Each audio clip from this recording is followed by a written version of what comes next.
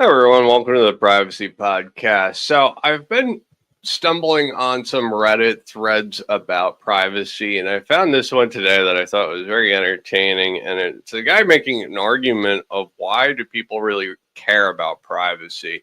What does it really mean? And is there a business model that actually respects privacy?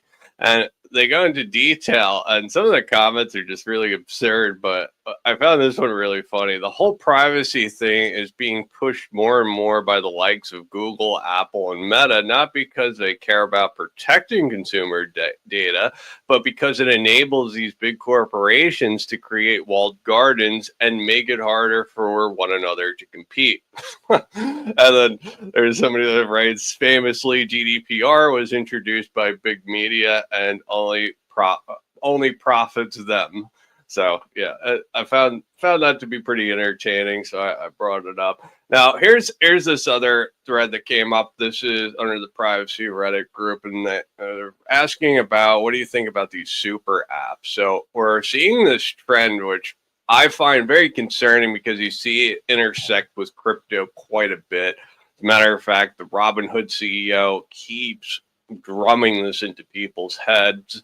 Elon Musk puts it out there about having the super app that's going to be like the WeChat or Alipay of the Western world. And I mean, think about it from this aspect. So if someone that doesn't support the current government would get banned from technical difficulties with the app. So you could just literally, if you had an everything app, you could just censor people at will and just kick people out off the internet for good. And pretty much when you try to Google and search and do things on even on DuckDuckGo and on just search, right?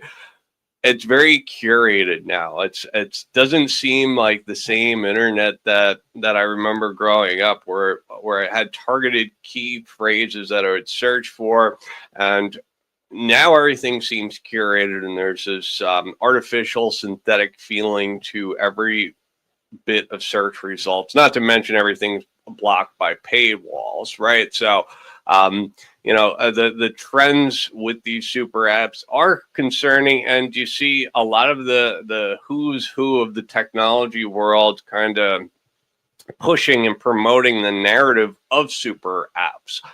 Big Tech Sues Texas says age verification law is broad censorship regime. So we're seeing this across the board. We're seeing these different websites trying to validate how old users are, and it looks like Big Tech is suing the state of Texas for these privacy concerns. Now, this opens up the door for a ton of problems, and you're seeing this in the UK, you're seeing this worldwide, throughout different states, and for everybody that's against big tech, sometimes they can have reasonable things that they are promoting. It doesn't have to be all or nothing. It doesn't have to be, I forget what it's called, but there's a term that psychiatrists use when splitting, when things are either all good or all bad, and you see things in black and white. So big tech suing Texas, I think, is a win, and I think the age verification stuff is not very good for privacy. At the same time, I do think that content on the internet is a bit absurd, but that's a separate issue and it has nothing to do with privacy. So now Signal is using Google servers. So I understand this is true in crypto as well. There's certain aspects of the protocols that tap into cloud infrastructure. So when AWS went down, it looked like Signal was having some issues, some technical difficulties, and it was popping up on the Reddit forum about Signal using AWS. So I don't think that there's anything unusual about it. Like I said, it happens in crypto and it's the norm, and people aren't like super concerned about it.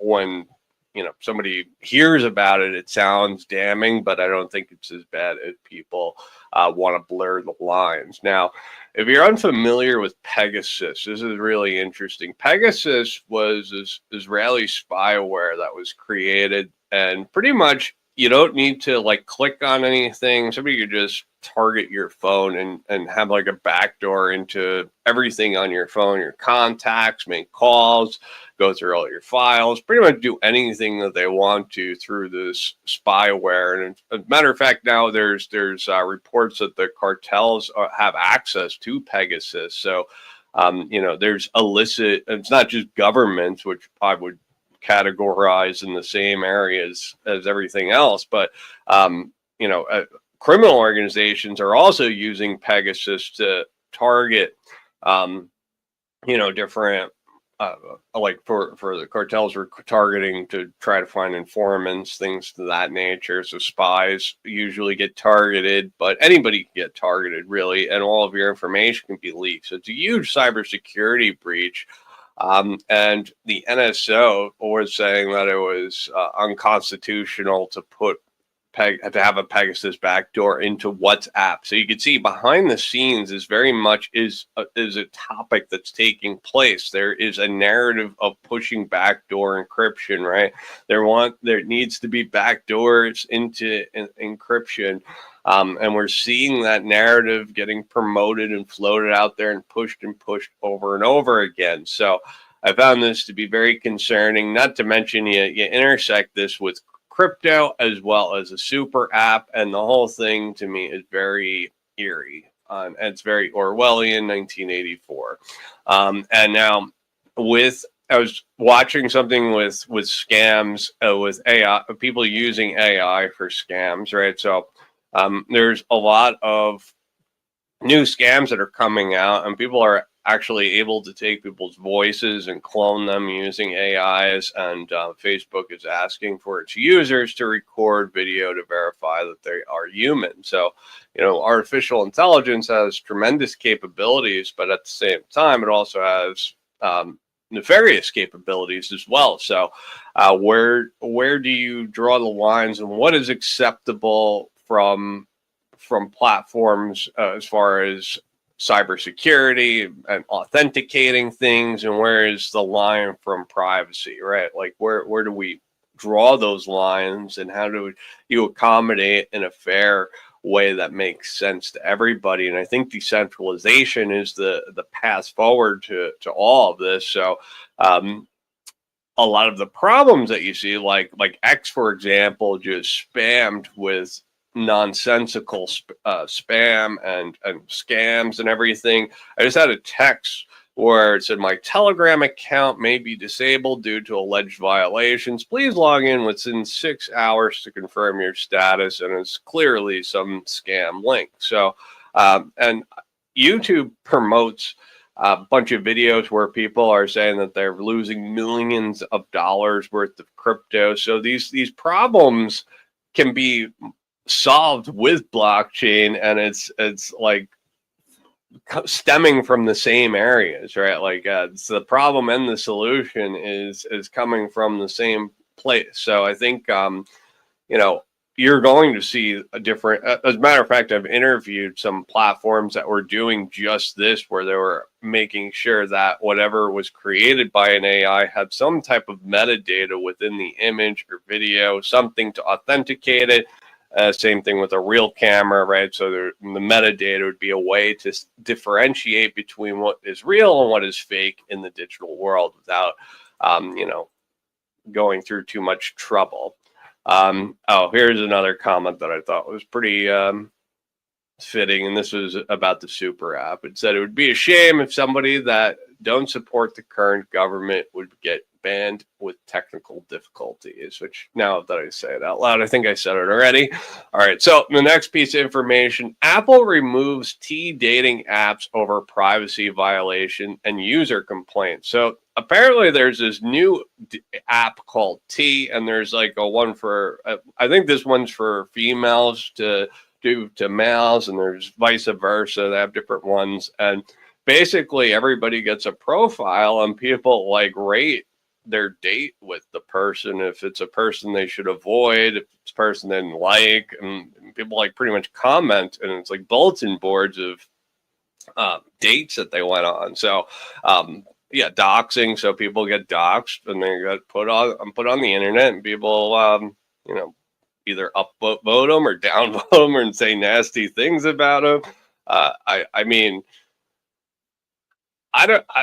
It sounds horrible off the. Yeah, it is horrible. Honestly, I don't. I don't even know what to think about it. It's so bad. But at the same time, it's like the free market economist inside of me is kind of like wondering about it as a social experiment. At the same time, from a privacy aspect, it's like just horrifying. It reminds me of the Anxiety, the Scream. Painting where the guy is has anxiety and you see it in museums. But yeah, these apps are going to just keep raising these concerns. Now imagine a super app with everybody's data, financial history, everything built into it, AI's watching everything, and then people rating each other on if they're decent human beings or horrible human beings, right? So yeah, there's a bunch of new concerns that we never had before, really, before AI and blockchain and all this different stuff came to an existence. So Apple saw an excessive number of user complaints and negative reviews, including complaints that people were sharing their personal information of minors. So you couldn't block, you have to have permission. Yeah, so people were also getting their picture taken and put it on the website.